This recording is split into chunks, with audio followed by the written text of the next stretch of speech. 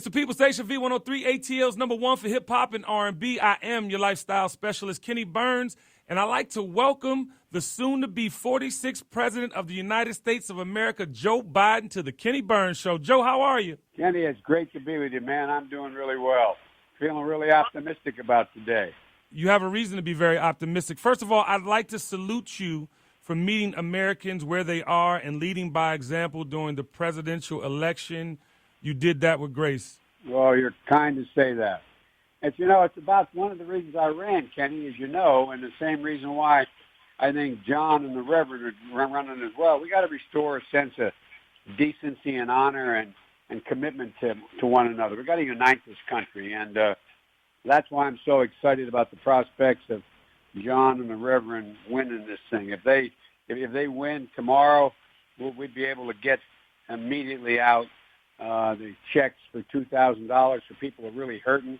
These other guys don't seem to understand this COVID pandemic and the job loss has been consequential to thousands of people who are lying awake at bed, staring at the ceiling, wondering whether they're going to be thrown out of their apartments and whether they have enough food on the table. And I mean, did you ever think, Kenny, in your lifetime you'd see food lines, people lining up for miles in vehicles just to get food? I never thought I'd see it. I never thought I'd see it in my life. I'm in my 40s, and I must tell you, it's the most disheartening thing. And to have leaders in public office that, don't serve the public is disheartening. But I have a question for you, President-elect Joe Biden. At the end of the day, I want to provide TKBS Nation with facts. And can you share with the nation and Georgia what is expected to come before the Senate this year that makes it so critical for Raphael Warnock and John Ossoff to be elected today? Well, first of all, the thing that's going to come before the Senate again is whether or not we keep the commitment and provide the money that the House of Representatives had made of $2,000 cash payment to families, and families that are making under $50,000, so they're in trouble. Right. Families that are in trouble, they get help. They need help right away. This is the United States of America. The idea of fighting for food should not be a question. Secondly, what's going to come about is right now, for example, in Georgia, you have only about 75,000 people who've gotten the vaccination, yet you got about 500,000 doses of that vaccine in the state because there's no planning.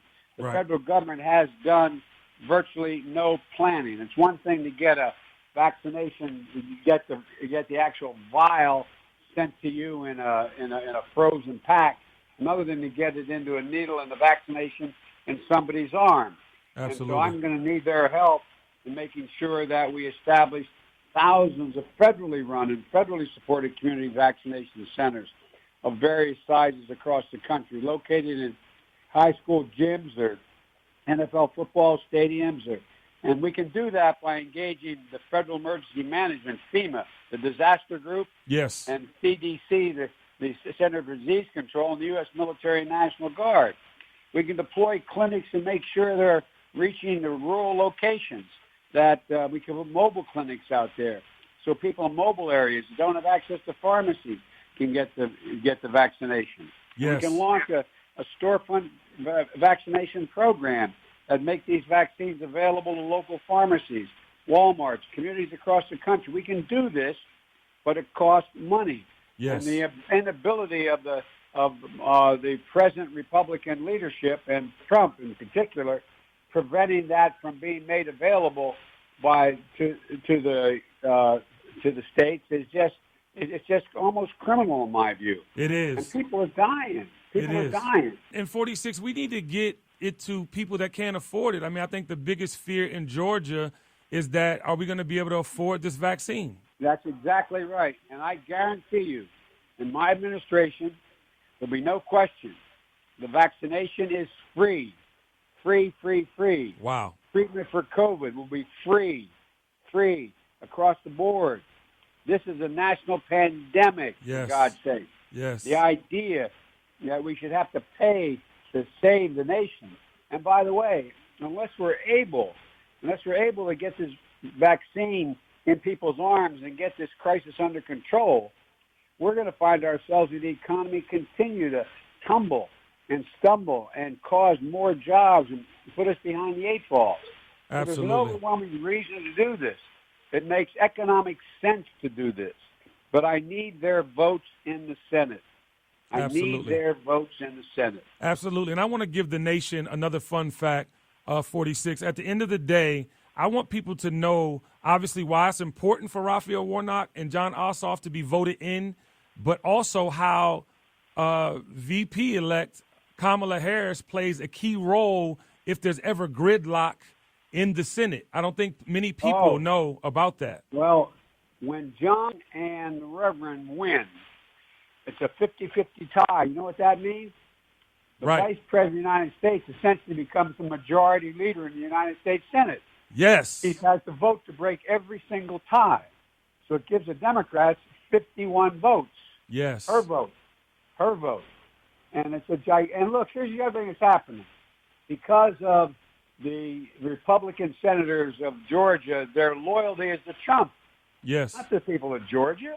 I mean, when I got sworn into the Senate, I didn't swear allegiance to the president, whether it's a Democrat or Republican. I'm not asking any senator to swear allegiance to me. It's to the Constitution and to the state of Georgia. That's who you represent. Absolutely. And so that's the big thing that's going to change. So we're going to be able to be. And by the way, there are enough really decent Republicans. You're seeing them step up now in the United States Senate who don't want to be part of this Trump Republican Party, this renegade group. Everyone from, Mitt Romney to, there's a whole bunch of them. So I think there's a way to begin to unify the country. We cannot stand divided. We have to unify the country. The American people, Republicans in their homes in suburban Atlanta, throughout the state of Georgia, they want us to get unified and work together as well as Democrats do.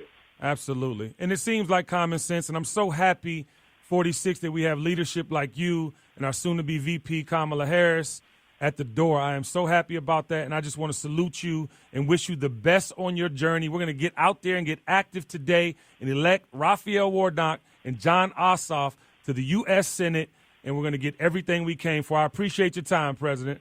Vote, vote, vote. And I tell you what, we've got one heck of a vice president. Amen. You did that. You listen. You not only made good on your promise, 46. You picked a black woman as your vice president, but your cabinet is as diverse as America is, and you deserve a high five. I can't wait to do that in real life after this COVID is over. I'm looking forward to meeting you, pal. You too, brother. I'm looking forward to being in person on your show. You Thank too. you. Keep going. Love. Peace. Okay. Bye-bye.